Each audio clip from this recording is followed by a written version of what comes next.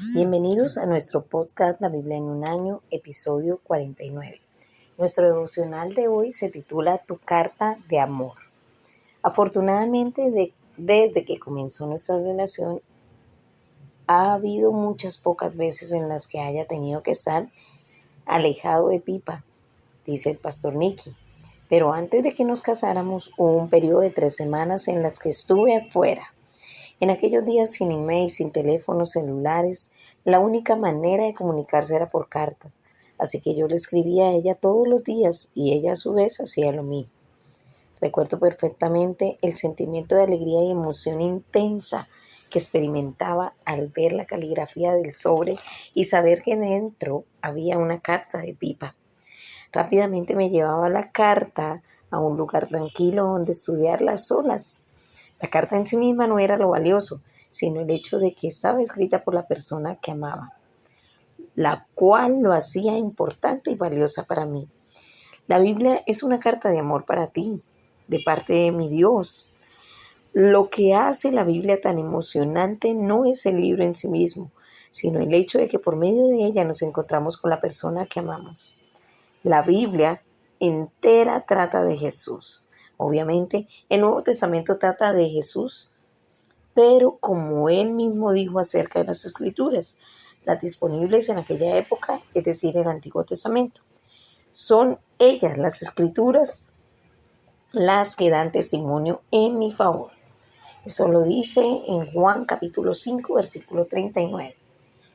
Salmos 22, del 22 al 31. Vamos a leerlo. Salmos 22, capítulo 22, del 22 al 31. Vamos a estar leyendo en la Nueva Traducción Viviente. Anunciaré tu nombre a mis hermanos, entre tu pueblo reunido te alabaré.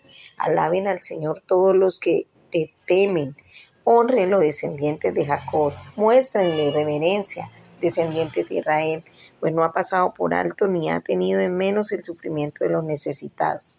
No les dio la espalda, sino que ha escuchado sus gritos de auxilio. Te alabaré en la gran asamblea. Cumpliré mis promesas en presencia de todos los que te adoran. Los pobres comerán y quedarán satisfechos. Todos los que buscan al Señor lo alabarán. Se alegrará el corazón del gozo eterno. Toda la tierra reconocerá al Señor y regresará a Él. Todas las familias de las naciones se inclinarán ante Él, pues el poder de la realeza pertenece al Señor, el gobierno a todas las naciones. Que los ricos de la tierra hagan fiesta y adoren. Inclínense ante Él todos los mortales, aquellos cuya vida terminará como polvo. Nuestros hijos también lo servirán. Las generaciones futuras oirán de las maravillas del Señor. A los que aún no han nacido le contarán de sus actos de justicia. Ellos oirán de todo lo que Él ha hecho. Amén. Bueno, vamos a estar leyendo qué nos quiere decir el Señor con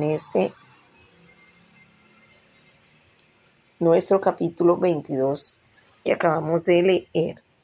Proclama la victoria de Jesús. Este salmo que empieza con desesperación y sufrimiento, lo vemos en el versículo 1. Al describir proféticamente la muerte de Jesús, termina con una gran victoria, un gran clamor de victoria. Dios lo hizo. Versículo 31. Dios no desprecia ni tiene en poco el sufrimiento del pobre. No esconde de él su rostro, sino que lo escucha cuando él clama. Cuando a él clama. Versículo 24. Esta victoria llevará a que la gente de todos los rincones de la tierra se vuelva al Señor. Versículo 27. Todas las naciones se postrarán ante él. Versículo 27, la parte B. Esta victoria será proclamada. Vendrán y anunciarán su justicia a un pueblo que ha de nacer. Él lo hizo. Él hizo esto. Juan capítulo 19, versículo 30. La resurrección de Jesús no solo trae una gran victoria, también conlleva una intimidad familiar. La palabra traducida como mis hermanos para referirse al pueblo en el Salmo 22 es una palabra íntima que se refiere a los compañeros más cercanos y se suele traducir como hermano o pariente. En el Nuevo Testamento, el autor de los Hebreos asocia esto específicamente con nuestra relación con Jesús. Allí en Hebreos capítulo 2, versículos del 11 al 12. Jesús nos declara a nosotros, su pueblo que está en medio de nosotros y nos ve como sus hermanos, parte de su familia. Vamos a orar. Señor, muchísimas gracias porque has escuchado mi clamor pidiendo ayuda. Y hoy, una vez más, clamo pidiendo tu ayuda en favor de mi familia, en favor de mi vida y en favor de todos aquellos mis hermanos que en este momento estén necesitados.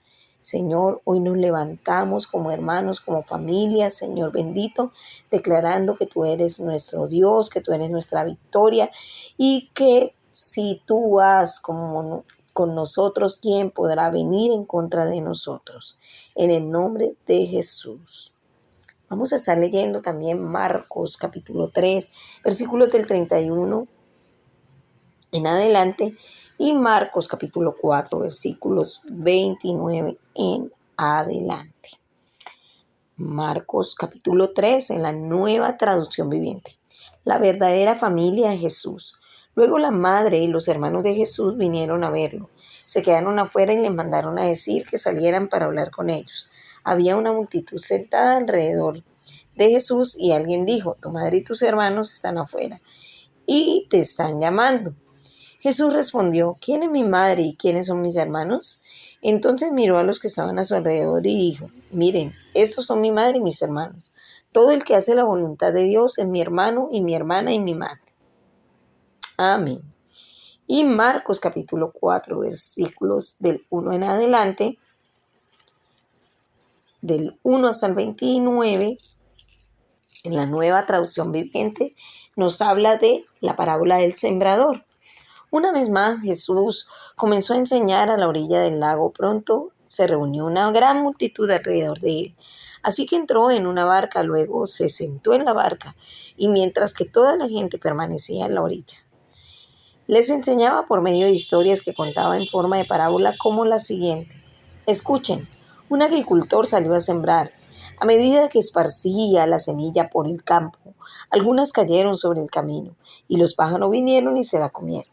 Otras cayeron en tierra poco profunda, con roca debajo de ella. Las semillas germinaron con rapidez, pero la tierra era poco profunda. Pero pronto las plantas se marchitaron bajo el sol, al caer el sol, y como no tenían raíces profundas, murieron. Otras semillas cayeron entre espinos, las cuales crecieron y ahogaron los brotes, así que esos brotes no produjeron grano. Pero en otras semillas cayeron en tierra fértil y germinaron y crecieron y produjeron una cosecha que fue 30, 60 y hasta 100 veces más numerosa de lo que se había sembrado. Luego les dijo: el que tenga oídos para oír, que escuche y entienda. Más tarde, cuando Jesús se quedó a solas con los 12 discípulos y con las demás personas que se habían reunido, le preguntaron el significado de las parábolas. Él les contestó: a ustedes se les permite entender el secreto del reino de Dios, pero utilizo parábolas para hablarles a los que están afuera, para que se cumplan las escrituras. Cuando ellos vean lo que hago, no aprendan nada. Cuando oigan lo que digo, no entenderán. De lo contrario, se volverán a mí y serán perdonados. Se volverían a mí y serían perdonados. Luego Jesús les dijo: si no pueden entender el significado de esta parábola, ¿cómo entenderán las demás parábolas? El agricultor siembra las semillas al llevar la palabra de Dios a otros. Las semillas que cayeron en el campo representan a los que oyen el mensaje, pero enseguida viene Satanás y lo quita. Las semillas sobre la tierra rocosa representa a los que oyen el mensaje y de inmediato lo reciben con alegría. Pero como no tienen raíces profundas, no duran mucho. En cuanto tienen problemas o son perseguidos por creer la palabra de Dios, caen. Las semillas que cayeron entre los espinos representan a los que oyen la palabra de Dios, pero muy pronto el mensaje queda desplazado por las preocupaciones de esta vida, el atractivo de la riqueza y el deseo por otras cosas, así que no producen ningún fruto. Y las semillas que cayeron en buena tierra representan a los que oyen y aceptan la palabra de Dios y producen una cosecha 30, 60 y hasta 100 veces más numerosa de lo que había sembrado. Parábola de la lámpara. Entonces Jesús les preguntó, ¿acaso alguien encendería una lámpara y luego la pondría debajo de una canasta o de una cama? Claro que no. Una lámpara se pone en un lugar alto donde su luz alumbre, pues lo que está escondido tarde o temprano se descubrirá y todo secreto saldrá a la luz. El que tenga oídos para oír, escuche y entienda. Luego agregó, preste mucha atención a lo que oyen. Cuanto más atentamente escuchen, tanto más entendimiento les será dado y se les dará aún más. A los que escuchen mis enseñanzas se les dará más entendimiento, pero a los que no la escuchen se les quitará aún lo poco que entienden. Parábola de la semilla que crece. Jesús también dijo, el reino de Dios es como un agricultor que esparce una semilla en la tierra. Día y noche sé que él esté dormido o despierto, la semilla brota y crece, pero él no entiende cómo sucede. La tierra produce las cosechas por sí solas. Primero aparece una hoja, luego se forma la espiga y finalmente el grano madura. Tan pronto como el grano está listo, el agricultor lo corta con la hoz porque ha llegado el tiempo de la cosecha. Amén. Vamos a leer qué nos quiere decir el Señor por medio de esta carta que acabamos de leer. Vamos a mirar qué nos quiere decir el Señor por medio de Marcos, esta carta de Marcos, capítulo 3 y capítulo 4. Adopta las palabras de Jesús. Jesús te ve como parte de su familia. Eres la familia más cercana a Jesús.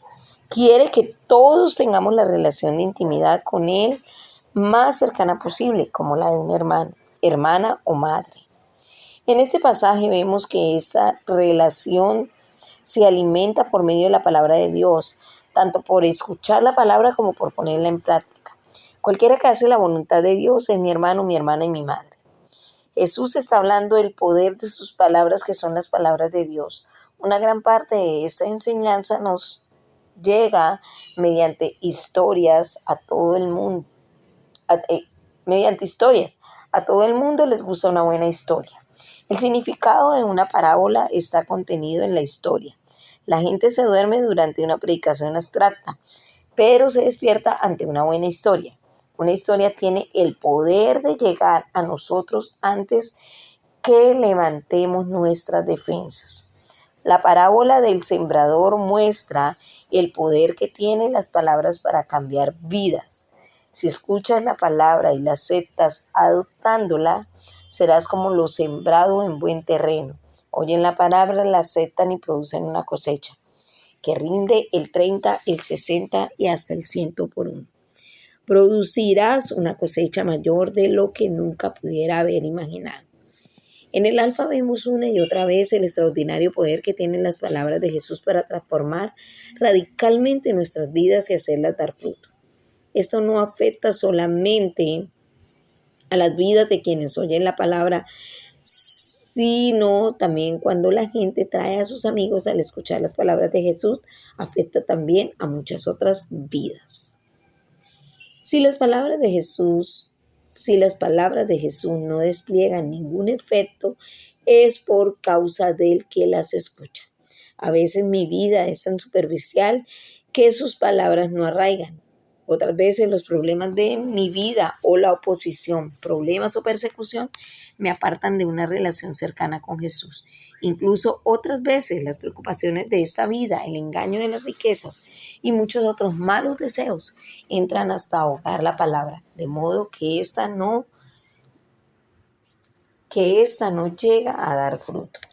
Jesús continúa subrayando una y otra vez la importancia de las palabras y la escucha de sus palabras. Fíjense en lo que oyen. Con la misma medida con que ustedes den a otros, Dios les dará a ustedes y les dará todavía más. A los que escuchan mis enseñanzas se les dará más entendimiento, pero a los que no escuchan se les quitará aún lo entiende. Cuando más inviertas en estudiar y aplicar la palabra de Dios en tu vida, mayor beneficio experimentarás. Haz de esto una prioridad absoluta. Tómate el tiempo para adoptar en tu vida la palabra de Jesús y no lo lamentarás. La parábola del sembrador muestra que una vez que las palabras de Jesús se han plantado en tu vida, puedes esperar dar fruto. Cosecharás más tarde. Quizá necesites ser paciente por un tiempo mientras esperas la cosecha, pero puedes estar seguro de que si sigues sembrando la semilla, recogerás muchísimo más de lo que has sembrado. El tiempo de la cosecha llegará. Vamos a orar. Señor, ayúdame a no solo oír tus palabras, sino también a transmitirlas a los demás y ver el extraordinario poder de la palabra de Dios para transformar mi vida y la vida de los que lo rodean. Vamos a estar leyendo también Éxodo capítulo 23 y Éxodo capítulo 24. Éxodo 23 y Éxodo 24. Igualmente la nueva traducción viviente, Éxodo 23. Un llamado a la justicia. No esparzas rumores falsos, no te hagas cómplice de la gente malvada. Cuando tengas que jurar en el estrado de los testigos, no te dejes llevar por la mayoría en su maldad. Cuando te llamen a testificar en pleito, no te dejes influir por la multitud para torcer la justicia. Tampoco inclines tu testimonio en favor de una persona solo porque sea pobre. Si encuentras extraviado el buey o el burro de tu enemigo, devuélvelo a su dueño. Si ves que el burro de alguien que te odia cayó debajo de su carga, no pases de largo, detente y ayúdalo. Ante una demanda judicial no le negarás la justicia al pobre. Asegúrate de que nunca acuses a nadie falsamente de algún mal. Jamás condenes a muerte a una persona inocente o intachable, porque yo nunca declaro inocente al culpable. No aceptes sobornos, porque el soborno te lleva a hacer la vista gorda en aquello que ves con claridad. El soborno mueve incluso a una persona justa a tergiversar la verdad. No oprimas a los extranjeros. Tú sabes lo que es ser extranjero, porque tú fuiste extranjero en la tierra de Egipto. Siembra y recoge tus cosechas durante 6 años, pero en el 7º año deja que la tierra se renueve y descanse sin cultivar. Permite que la gente pobre de tu pueblo coseche lo que crezca por sí mismo durante ese año. Deja el resto para que coman los animales salvajes. Haz lo mismo con tus viñedos y olivares. Tienes 6 días en la semana para hacer tu trabajo habitual, pero el 7º día dejarás de trabajar. Así tu buey y tu burro podrán descansar y también recobrarán fuerzas tus esclavos y extranjeros que vivan en medio de ti. Presta mucha atención a todas las instrucciones. No invoques el nombre de ningún otro Dios, ni siquiera menciones sus nombres. 3 festivales anuales. Cada año deberás celebrar 3 festivales en mi honor. En primer lugar, celebra el Festival de los Panes sin Levadura. Durante 7 días prepararás sin levadura el pan que comas, tal como yo te ordené.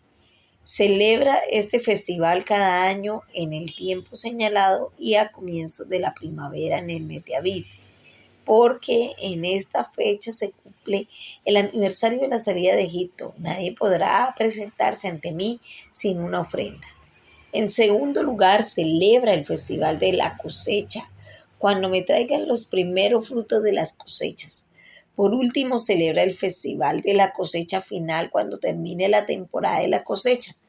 Una vez que hayas cosechado todos los cultivos de tus campos, cada año en estas 3 ocasiones anuales, todo hombre de Israel deberá presentarse delante del soberano, el Señor.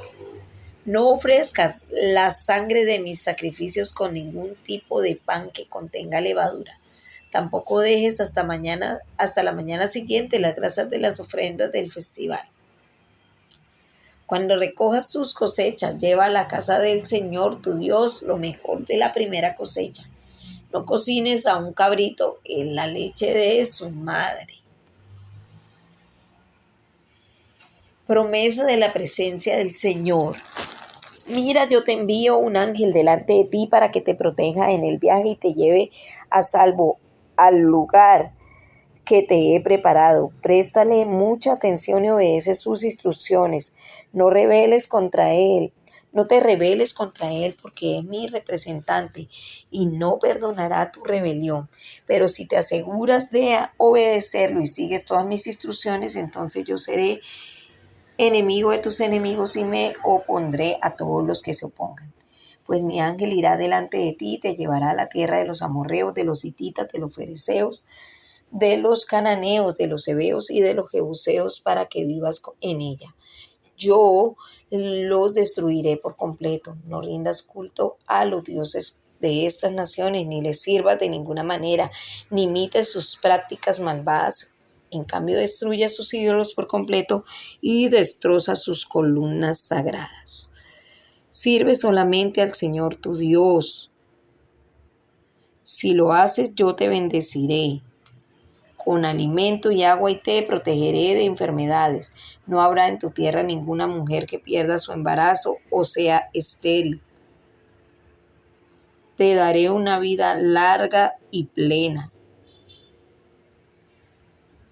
Enviaré de mi terror delante de ti y sembraré pánico entre todos los pueblos de la tierra que invadas. Haré que todos tus enemigos den la vuelta y salgan corriendo. Mandaré terror delante de ti para expulsar a los heveos, a los cananeos y a los hititas. Pero no los expulsaré a todos en un solo año porque la tierra quedaría desierta y los animales salvajes se multiplicarían. Sería una amenaza para ti. Los expulsaré poco a poco hasta que tu población aumente lo suficiente para tomar posesión de la tierra. Y estableceré los límites de tu territorio desde el Mar Rojo hasta el Mar Mediterráneo y desde el desierto oriental hasta el río Éufrates. Entregaré en tus manos a los pueblos de ahora, que ahora viven en esa tierra y tú los expulsarás de tu paso. No hagas tratados con ellos ni con sus dioses. Ninguno de ellos deberán vivir en tu tierra porque te harán pecar contra mí. Si sirves a sus dioses, quedarás apresado en la trampa de la idolatría. Tremendo.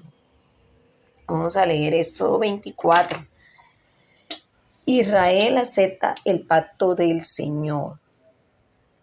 Luego el Señor instruyó a Moisés: sube para encontrarte conmigo, y ven junto con Aarón, Nadab y Abiú, y 70 de los ancianos de Israel. Todos tendrán que adorar de lejos. Solo a Moisés se le permite acercarse al Señor. Los demás no se acercarán, y a nadie del pueblo se le permite subir al monte con él. Después Moisés descendió y le repitió al pueblo todas las instrucciones y ordenanzas que el Señor les había dado, y todo el pueblo respondió a una voz: haremos todo lo que el Señor nos ha ordenado. Entonces Moisés escribió cuidadosamente las instrucciones del Señor y temprano en la mañana siguiente se levantó y construyó un altar al pie del monte. También levantó 12 columnas, una por cada tribu de Israel. Luego envió a unos jóvenes israelitas a presentar ofrendas quemadas y a sacrificar toros como ofrendas de paz al Señor. Moisés dejó escurrir la mitad de la sangre de estos animales en unos tazones. La otra mitad la salpicó sobre el altar. Luego tomó el libro del pacto y lo leyó al pueblo en voz alta. Una vez más todos respondieron: haremos todo lo que el Señor nos ha ordenado.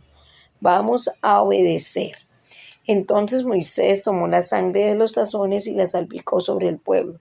Mientras declaraba: esta sangre confirma el pacto del Señor, su Dios, que hizo con ustedes. Al darle estas instrucciones, después Moisés, Aarón, Nadab y Abiú y los 70 ancianos de Israel subieron al monte. Allí vieron al Dios de Israel debajo de sus pies. Parecía haber una superficie de lapislázuli de color azul brillante, tan clara como el mismo cielo. Aunque estos nobles de Israel pudieron contemplar a Dios, Él no los destruyó. De hecho, compartieron una comida para celebrar el pacto en el cual comieron y bebieron en su presencia. Luego el Señor le dijo a Moisés: Sube al monte para encontrarte conmigo y esperar allí, y te daré las tablas de piedra en las que he escrito las instrucciones y los mandatos para que puedas enseñar al pueblo. Entonces Moisés y sus ayudantes, Josué, salieron y su ayudante Josué salieron y Moisés subió al monte de Dios. Moisés les dijo a los ancianos: quédense aquí y esperemos hasta que regresemos Aarón y Hur. Se quedan aquí con los... Moisés les dijo a los ancianos: quédense aquí y espérennos hasta que regresemos. Aarón y Hur se quedan aquí con ustedes. Si alguien tiene algún altercado durante mi ausencia, que consulte con ellos. Luego Moisés subió al monte, el cual quedó cubierto por la nube. Entonces la gloria del Señor se posó sobre el monte Sinaí, y durante 6 días la nube cubrió el monte. Al 7º día el Señor llamó a Moisés desde el interior de la nube para que los israelitas que estaban al pie del monte, la gloria del Señor que estaba sobre la cima del monte, parecía como fuego consumidor.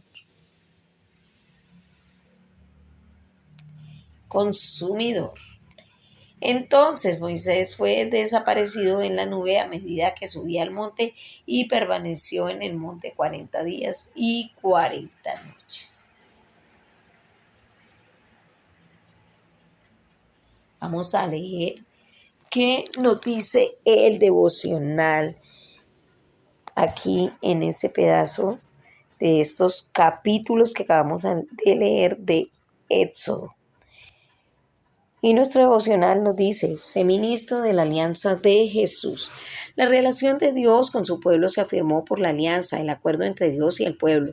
El monte Sinaí es la relación de la alianza. Dios se comprometió con su pueblo y les pidió corresponder, comprometiéndose ellos con él. Los llamó a llevar una vida que los mantuviera estrechamente ligados a él. En esta relación de alianza, concretamente vemos lo importante que es el plan de Dios para abordar el problema de la justicia y la pobreza. Hay muchísima injusticia en este mundo de hoy. En muchos lugares es casi imposible que se haga justicia al pobre. Se apresiona a la gente con las acusaciones falsas para después apenas compensarlos o directamente no indemnizarlos. Algunos sistemas legales están dominados por los sobornos. ¿Cómo sería el mundo si tan solo se respetaran estas palabras? No tuerzan la justicia contra los pobres. Mantente al margen de las cuestiones fraudulentas. No aceptes sobornos. Es muy difícil remar contra la corriente de la gente y la cultura, pero no sirve de excusa decir: es la cultura, todo el mundo lo hace. Luego no hay alternativa. Dios no dice: no sigas la mayoría de la maldad, no pervierta la justicia tomando partido con la mayoría. En el mundo antiguo las alianzas se solían ratificar mediante una comida. Comieron y bebieron. La alianza se ratifica mediante el derramamiento de la sangre. Moisés tomó la sangre y roció sobre el pueblo diciendo: esta es la sangre del pacto bajo el antiguo pacto, o sea, la alianza. Dios se comprometió con su pueblo y requirió de ellos que siguieran su ley, la cual fue dada en las tablas de piedra. Los profetas predijeron que algún día habría una nueva alianza que no estaría escrita en las tablas de piedra, sino en nuestros corazones. Por ejemplo, Jeremías, en Jeremías 31 al 34, Jesús explicó a sus discípulos cómo se haría posible esta nueva alianza por medio de su sangre, en Marcos 14:24. Celebra mediante una comida cada vez que recibas la Sagrada Comunión en la Santa Cena y escuchas estas palabras: esta copa es la nueva alianza confirmada con mi sangre, la cual es derramada en favor de ustedes. Eso lo podemos encontrar en Lucas capítulo 22, versículo 20. Y en Primera de Corintios también capítulo 11, versículo 25. El libro de los Hebreos describe detalladamente cómo Jesús es el mediador de nuestra nueva alianza. Hebreos capítulo 9, versículo 15. Bajo esta alianza nuestros pecados son perdonados, versículo 15. Y tienes una relación con Jesús que dura para siempre, capítulo 13, versículo 20.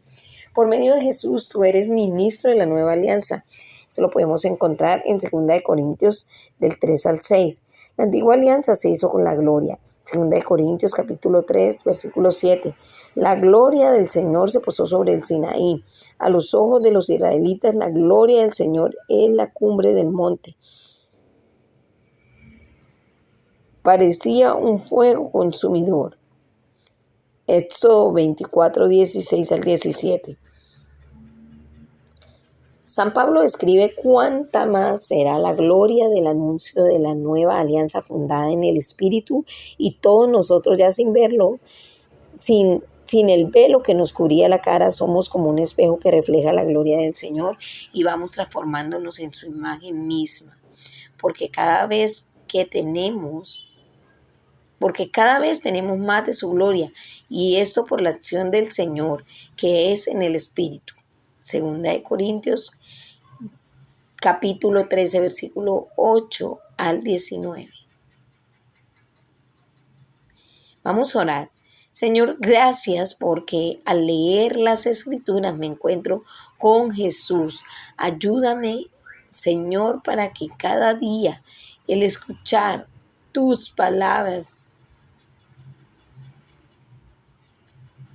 Gracias por escuchar tus palabras y encontrarme contigo y poder crecer en mi relación de amor y que refleje tu gloria a medida de que soy transformado a tu semejanza. Es una gloria que crece eternamente. La pastora Pipa añade, Marcos capítulo 3, versículos 31 al 35. A primera vista, este pasaje me resulta difícil, suena como si Jesús rechazara a su familia real, pero lo que en realidad está diciendo es que todo el que crea es su familia, su propia madre y su propia familia. Su propia madre y su propia familia creyeron en él y lo siguieron hasta el final. Amén. Acordándonos que este devocional fue escrito por el pastor Nicky Gumbel y la pastora Pipa Gumbel de la Iglesia HTB en Londres, y la voz que dio vida a este devocional fue la voz de Angélica Rojas.